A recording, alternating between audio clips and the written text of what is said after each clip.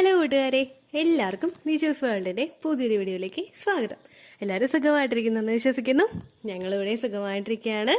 അപ്പോൾ എല്ലാവരും സന്തോഷത്തോടെയും ആരോഗ്യത്തോടെയും ഒക്കെ ഇരിക്കുക കേട്ടോ.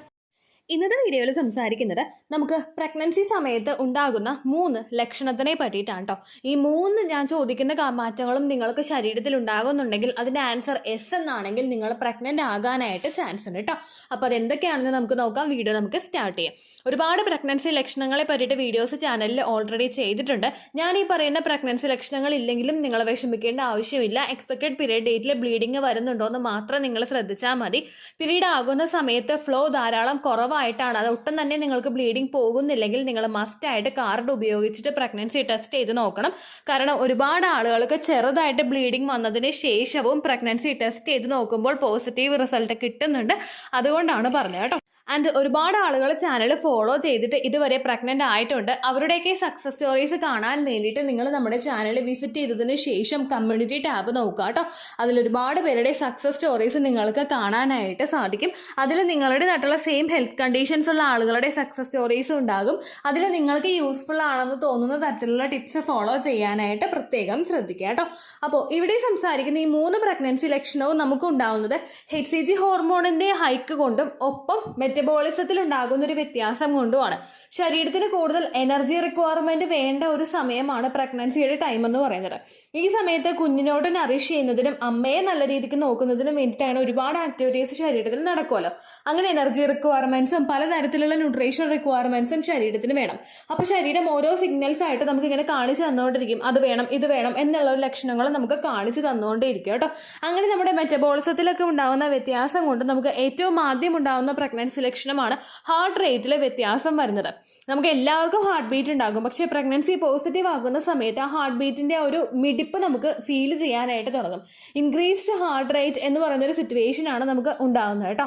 യാതൊരു തരത്തിലുള്ള ലക്ഷണം ഇല്ലാത്തവർക്കും ചിലപ്പോൾ ഇതൊന്ന് ഐഡന്റിഫൈ ചെയ്യാനായിട്ട് സാധിക്കും. നമ്മൾ പൾസ് നോക്കുന്ന രീതിക്ക് അങ്ങനെ ഐഡന്റിഫൈ ചെയ്യുന്ന മെത്തേഡല്ല കേട്ടോ. നമ്മൾ ചില നേരം ഇരിക്കുന്ന സമയത്ത് ഹാർട്ട് ബീറ്റ് നമുക്ക് ഫീൽ ചെയ്യുന്ന തരത്തിൽ ഒരു വ്യത്യാസം നമുക്ക് ഫീൽ ചെയ്യും. എല്ലാ ദിവസവും ഹാർട്ട് ബീറ്റ് ഉണ്ടെങ്കിലും നമുക്കത് എപ്പോഴും കൂടെ ഫീൽ ചെയ്യാറില്ലല്ലോ. പക്ഷെ ചില സിറ്റുവേഷനിൽ നമുക്കത് ഫീൽ ചെയ്യും. അതാണ് കേട്ടോ ഇവിടെ ഉദ്ദേശിച്ചത്. പല കാര്യങ്ങൾ കൊണ്ട് പ്രഗ്നൻസി സമയത്ത് ഹാർട്ട് റേറ്റ് ഇൻക്രീസ് ആകാറുണ്ട്. ഏറ്റവും ആദ്യത്തെ റീസൺ ആണ് നമ്മളിൽ ഉണ്ടാകുന്ന സ്ട്രെസ്സും ആൻസൈറ്റിയും. ഓവുലേഷൻ കഴിഞ്ഞിട്ടുള്ള 2 വീക്സ് വെയിറ്റിംഗ് പീരീഡ് ഒരു നോർമൽ ഒരു സ്ത്രീയെ സംബന്ധിച്ചിടത്തോളം ഭയങ്കര സ്ട്രെസ്സിൽ കൂടുതൽ കടന്നു പോകുന്ന ഒരു ടൈമാണ്. ഒരുപാട് സിറ്റുവേഷനുകൾ ഫേസ് ചെയ്ത് പോകുന്ന പല സ്ത്രീകളുണ്ടാകും. അതായത് ഹസ്ബൻഡ് 1 മാസം മാത്രമേ നാട്ടിലുണ്ടാവുള്ളൂ, തിരിച്ചു പോകും, അല്ലെങ്കിൽ അങ്ങനെ ഒട്ടും വെയിറ്റ് ചെയ്യാൻ പറ്റാത്ത സിറ്റുവേഷൻസ്, ഓരോ മാസം നഷ്ടപ്പെട്ടു പോകുന്നതിൽ വിഷമിക്കുന്ന പാർട്ട്നേഴ്സ്, ഒപ്പം IVF പോലുള്ള ട്രീറ്റ്മെന്റുകളൊക്കെ ചെയ്തിട്ടിരിക്കുന്നവർക്കൊക്കെ ഓരോ ഓവുലേഷൻ കഴിഞ്ഞിട്ടുള്ള സമയവും അവരുടെ ഹാർട്ട് റേറ്റ് ഭയങ്കര കൂടുതലായിരിക്കും. ആൻസൈറ്റി ഉണ്ടാകും. അതിനോടൊപ്പം തന്നെ നമ്മൾ പ്രഗ്നന്റ് ആണെങ്കിൽ അതിന്റെ ഭാഗമായിട്ടും നിങ്ങൾക്ക് ഈ ഒരു വ്യത്യാസം നല്ലതുപോലെ ഐഡന്റിഫൈ ചെയ്യാനായിട്ട് സാധിക്കും കേട്ടോ. ഓൾമോസ്റ്റ് നിങ്ങൾ ആ പ്രഗ്നൻസി പോസിറ്റീവ് ആകുന്ന സമയത്ത് സ്ട്രെസ് ഇല്ലാതെ ഇരിക്കാനായിട്ട് പ്രത്യേകം ശ്രദ്ധിക്കുക. ഹോർമോൺ ചേഞ്ച് ഉണ്ടാകുന്ന സമയത്ത് നമുക്ക് മൂഡ് സ്വിങ്സും മറ്റു മാറ്റങ്ങളൊക്കെ ശരീരത്തിൽ ഉണ്ടാകും. അതിനോടൊപ്പം നമ്മൾ സ്ട്രെസ്ഡ് ആവുകയാണെങ്കിൽ ഇതിന്റെ ഭാഗമായിട്ട് ഇംപ്ലാന്റേഷൻ ഒരു അഫക്റ്റ് ചെയ്യാനായിട്ട് ചാൻസ് ഉണ്ട് കേട്ടോ. സ്ട്രെസ് ആകുന്ന സമയത്ത് കൂടുതൽ ഒരു കോർട്ടിസോൾ ഹോർമോൺ ശരീരത്തിൽ പ്രൊഡ്യൂസ് ആകും. സ്ട്രെസ് കൂടുതൽ കൂടിക്കൂടി വന്നു കഴിഞ്ഞാൽ നമ്മുടെ ബോഡിയിൽ ഒരുപാട് സിറ്റുവേഷൻ, ഒരുപാട് ഹെൽത്ത് കണ്ടീഷൻ ഉണ്ടാകും.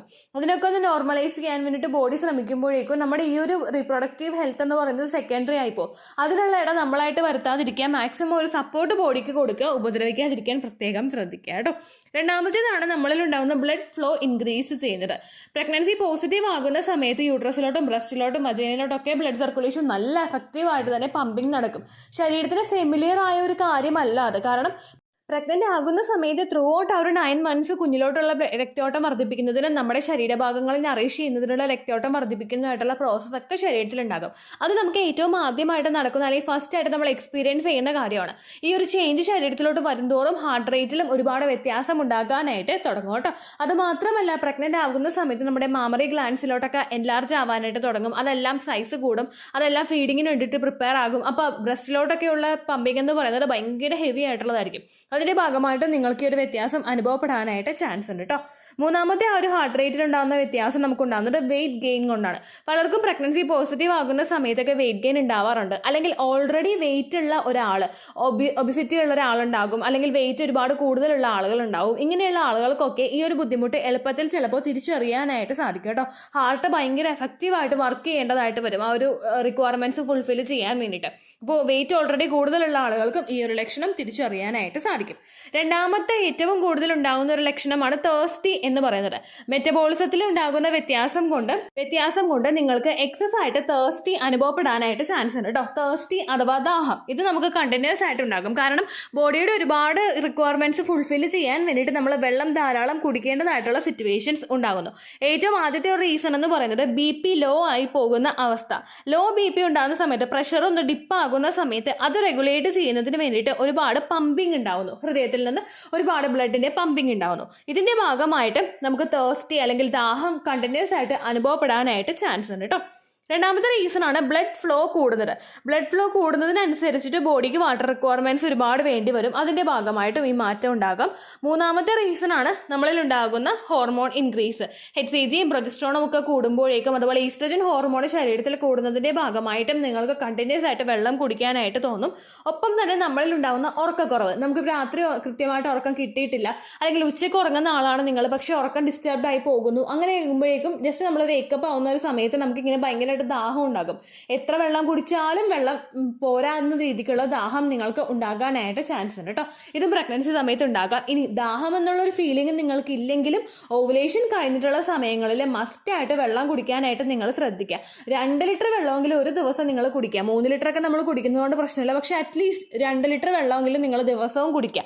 എങ്കിൽ മാത്രമേ ഓക്സിജൻ റിച്ച് ആയിട്ടുള്ള ഒരു ബ്ലഡ് സർക്കുലേഷൻ നന്നായിട്ട് നടക്കുന്നതിന് വേണ്ടിയിട്ട് ശരീരത്തിനെ അത് സഹായിക്കുകയുള്ളൂ. ഡിഹൈഡ്രേഷൻ എന്നൊരു ബുദ്ധിമുട്ട് ഉണ്ടായി കഴിഞ്ഞാൽ അത് നിങ്ങളുടെ ഇംപ്ലാന്റേഷനെ അഫക്റ്റ് ചെയ്യാനായിട്ട് ചാൻസ് ഭയങ്കര കൂടുതലാണ്. കുഞ്ഞിന്റെ ഗ്രോത്തിനെയും അത് സാരമായിട്ട് ബാധിക്കും കേട്ടോ. അപ്പോൾ കഴിവതും 3 ലിറ്ററോ 2 ലിറ്ററോ വെള്ളമെങ്കിലും കുറഞ്ഞത് കുടിക്കാനായിട്ട് നിങ്ങൾ ശ്രദ്ധിക്കണം കേട്ടോ. അടുത്തതാണ് വിശപ്പ്. ഇതും ആ ഒരു മെറ്റബോളിസത്തിൽ ഉണ്ടാകുന്ന വ്യത്യാസം കൊണ്ട് നമുക്ക് ഉണ്ടാകുന്ന ബുദ്ധിമുട്ടാണ്. കാരണം എനർജി ലെവൽ കൂടുതലായിട്ട് നമുക്ക് വേണം. ആ എനർജി നമുക്ക് കിട്ടുന്നത് ഇതുപോലെ തന്നെ ഫുഡിൽ നിന്നാണല്ലോ. അതിന് വേണ്ടിയിട്ടുള്ളതാണ് ഈ മൂന്നാമതായിട്ടുണ്ടാകുന്ന പ്രഗ്നൻസി ലക്ഷണവും നമുക്ക് ഉണ്ടാകുന്നത്. മെറ്റബോളിസത്തിൽ ചേഞ്ചസ് ഉണ്ടാകുന്നത് കൊണ്ട് കൂടുതൽ എനർജി ആവശ്യമുള്ളതുമാണ് ഏറ്റവും ആദ്യത്തെ ഒരു റീസൺ എന്ന് പറയുന്നത്. രണ്ടാമത്തേതെന്ന് പറയുന്നത് ഹോർമോൺസിന്റെ ഹൈക്കാണ്. അതായത് പ്രഗ്നന്റ് ആകുന്ന സമയത്ത് ശരീരത്തിൽ കൂടുന്ന HCG എന്ന് പറയുന്ന ഒരു ഹോർമോൺ, അതിന്റെ ആ ഒരു സൈഡ് എഫക്റ്റ് മൂലം പലർക്കും ഹങ്കർ ഉണ്ടാകും. എപ്പോഴും വിശക്കുന്ന പോലത്തെ സിറ്റുവേഷൻ ഉണ്ടാകും. പക്ഷെ ഒരുപാട് ആളുകൾക്ക് വിശന്നാലും ഭക്ഷണം കഴിക്കാത്ത അവസ്ഥയുണ്ടാകും. അതായത് ഗ്യാസ് നല്ലതുപോലെ വന്നങ്ങോട്ട് തിങ്ങും. അപ്പൊ കഴിക്കാനായിട്ട് പറ്റില്ല. കുറച്ച് കഴിച്ചാലും വയറ് നിറഞ്ഞായിട്ട് തോന്നുന്നു. കുറച്ചു നേരം കഴിയുമ്പോൾ പിന്നെയും വിശക്കുന്നു. അങ്ങനെ വരുന്ന സമയത്ത് നമ്മൾ ഈ പറഞ്ഞ പോലെ തന്നെ മീൽസ് സ്പ്ലിറ്റ് ചെയ്ത് കഴിക്കാം. ഒരു 4 നേരം കഴിക്കുക എന്നുള്ളത് 6 നേരം ആക്കിയിട്ട് നിങ്ങൾ കൂട്ടാനായിട്ട് നോക്കുക. ക്വാണ്ടിറ്റി കുറച്ച് കൗണ്ട് കൂട്ടാനായിട്ട് നിങ്ങൾ പ്രത്യേകം ശ്രദ്ധിക്കുക കേട്ടോ. ശരീരത്തിന് വേണ്ടുന്ന ഹെൽത്തി ഫുഡ്സ് എല്ലാം നിങ്ങൾ ആ സമയത്ത് കഴിക്കാനായിട്ട് ശ്രദ്ധിക്കുക. ഞാൻ എൻ്റെ ഫസ്റ്റ് പ്രഗ്നൻസി സമയത്ത് ചെയ്ത ഏറ്റവും വലിയൊരു ബ്ലണ്ടർ ആയിരുന്നു. എനിക്ക് ഒരുപാട് വിശക്കുമായിരുന്നു. വിവാഹം കഴിഞ്ഞിട്ട് ആദ്യമായിട്ട് പ്രഗ്നന്റ് ആകുന്ന ഒരു 22 വയസ്സുള്ള ഒരു കുട്ടിക്ക് ഇതിനെപ്പറ്റി വലിയൊരു ധാരണ ഉണ്ടാവില്ല. ഒരു നോളജ് 22-23 വയസ്സിൽ എനിക്ക് ഉണ്ടായിരുന്നില്ല. ആ സമയത്ത് വിശക്കുമ്പോഴേക്കും ആ വിശപ്പ് മടുത്ത് ഫുഡ് കഴിച്ച്. അപ്പം എന്ത് ചെയ്യും, നമ്മൾ സോഡ ഫ്രിഡ്ജിലിരിക്കുമ്പോൾ അതെടുത്ത് കുടിക്കും. പക്ഷെ ഒരിക്കലും ചെയ്യാൻ പാടില്ലാത്ത ഒരു മിസ്റ്റേക്കാണിത്. എന്തോ ഒരു ഭാഗ്യം കൊണ്ട് കുഞ്ഞിന് പ്രശ്നമോ അല്ലെങ്കിൽ എനിക്ക് ആരോഗ്യ പ്രശ്നമോ ഒന്നും ഉണ്ടാവില്ല. അങ്ങനെ ഒരു മിസ്റ്റേക്കും നിങ്ങൾ ചെയ്യരുത് കേട്ടോ. വിശപ്പ് വന്നു കഴിഞ്ഞാൽ നാച്ചുറൽ ആയിട്ടുള്ള വഴിയിൽ കൂടി അത് ശമിപ്പിക്കാനായിട്ട് നിങ്ങൾ നോക്കുക. ഡ്രൈ ഫ്രൂട്ട്സ് കഴിക്കുക, നട്ട്സ് കഴിക്കുക, അതുപോലെ ഓട്സ് കഴിക്കുക. ഇതെല്ലാം നമ്മുടെ വയറൊന്ന് ഹെവി ആക്കി വെക്കുന്നതിനും നമുക്ക് ഒരുപാട് നേരത്തേക്ക് വിശപ്പ് ഉണ്ടാവാത്ത രീതിക്ക് വയറിനെ ഒന്ന് നോർമലൈസ് ചെയ്യുന്നതിന് വേണ്ടിയിട്ട്, വിശപ്പിനൊന്ന് നോർമലൈസ് ചെയ്യുന്നതിന് വേണ്ടിയിട്ട് സഹായിക്കുന്നതാണ് കേട്ടോ ഈ ഫുഡ് ഐറ്റംസ്. അങ്ങനെയുള്ളത് നിങ്ങൾ കഴിക്കാനായിട്ട് ശ്രദ്ധിക്കുക. HCG ഹോർമോണിന്റെ ഹൈക്ക് കൊണ്ട് നിങ്ങൾക്കുണ്ടാകുന്ന ഈ ഒരു പ്രഗ്നൻസി ലക്ഷണം 3-4 മാസം എത്തുമ്പോഴേക്കും ഡൗൺ ആകാനായിട്ട് ചാൻസ് ഉണ്ട് കേട്ടോ. എനിക്കും അങ്ങനെയായിരുന്നു. 4 മാസം വരെയൊക്കെ എത്തിയപ്പോഴേക്കും ഈ ഹങ്കർ ഒരുവിധം ഒന്ന് കുറഞ്ഞിട്ടുണ്ടായിരുന്നു കേട്ടോ. അടുത്തൊരു ബുദ്ധിമുട്ടെന്ന് പറയുന്നത് നമ്മുടെ ഷുഗർ ലെവലിൽ ഫ്ലക്ച്വേഷൻസ് വരുന്നതാണ്. ഷുഗറും ഇതുപോലെ ഡ്രോപ്പ് ആവുന്ന സമയത്ത് നമുക്ക് കണ്ടിന്യൂസ് ആയിട്ട് വിശപ്പ് ഉണ്ടാകാനായിട്ട് ചാൻസ് ഉണ്ട് കേട്ടോ. അപ്പോൾ ഈ 3 ലക്ഷണങ്ങളും ഏറ്റവും കൂടുതൽ നമ്മളിൽ ശരീരത്തിൽ എനർജി റിക്വയർമെന്റ്സ് വേണ്ട സമയത്ത് നമുക്ക് കണ്ടുവരുന്ന ലക്ഷണങ്ങളാണ്. മെറ്റബോളിസത്തിൽ വ്യത്യാസം ഉണ്ടാകുന്നു. ശരീരത്തിന് ഒരുപാട് എഫക്റ്റീവായിട്ട് വർക്ക് ചെയ്യേണ്ടി വരുന്നു. വർക്ക് ചെയ്യണമെങ്കിൽ അത് ഫുൾഫില്ല് ചെയ്യാൻ വേണ്ടിയിട്ടുള്ള കാര്യങ്ങൾ കൂടി നമ്മൾ കൊടുക്കണം. അപ്പോൾ അതിനുള്ള ചേഞ്ചസ് നമുക്ക് എളുപ്പത്തിൽ ശരീരത്തിൽ വിസിബിൾ ആയി തുടങ്ങും കേട്ടോ. അപ്പോൾ ഈ ലക്ഷണങ്ങൾ ഇല്ലെങ്കിൽ വന്നില്ലെങ്കിലും നിങ്ങൾ വിഷമിക്കേണ്ട ആവശ്യമില്ല. ചേച്ചി എല്ലാവർക്കും ഈ ലക്ഷണം ഉണ്ടാവുമല്ലോ എന്ന് പറഞ്ഞെന്ന് വിചാരിച്ചിട്ട് നിങ്ങൾ ഒരിക്കലും വിഷമിക്കരുത്. എക്സ്പെക്റ്റഡ് പീരിയഡ് ഡേറ്റ് കഴിഞ്ഞിട്ട് 5 ദിവസത്തിന് ശേഷം രാവിലെ ആദ്യത്തെ യൂറിൻ എടുത്തിട്ട് പ്രഗ്നൻസി ടെസ്റ്റ് ചെയ്ത് നോക്കാം കേട്ടോ. ആ യൂറിനിലായിരിക്കും ഹോർമോണിന്റെ കണ്ടന്റ് കൂടുതലായിട്ടുള്ളത്. അപ്പോൾ വിസിബിൾ ആയിട്ടുള്ള റിസൾട്ട് തന്നെ നിങ്ങൾക്ക് വ്യക്തമായിട്ട് തന്നെ കിട്ടും കേട്ടോ. അതിൽ നിങ്ങൾക്ക് റിസൾട്ട് വന്നില്ലെങ്കിൽ എഗെയിൻ ഒരു 3 ദിവസം കൂടി കഴിഞ്ഞിട്ട് ഇതുപോലെ രാവിലെ ആദ്യത്തെ യൂറിൻ എടുത്തിട്ട് നിങ്ങൾ പ്രഗ്നൻസി ടെസ്റ്റ് ചെയ്ത് നോക്കണം കേട്ടോ. ഇത്രയേ ഉള്ളൂ വീഡിയോ. യൂസ്ഫുൾ ആയി കാണുമെന്ന് വിശ്വസിക്കുന്നു. യൂസ്ഫുൾ ആവുന്നുണ്ടെങ്കിൽ ലൈക്ക് ചെയ്യുക, ഫ്രണ്ട്സിനൊക്കെ ഷെയർ ചെയ്ത് കൊടുക്കുക കേട്ടോ. എന്തെങ്കിലും സംശയം ഉണ്ടെങ്കിൽ നിങ്ങൾ കമൻസിൽ ചോദിക്കുക.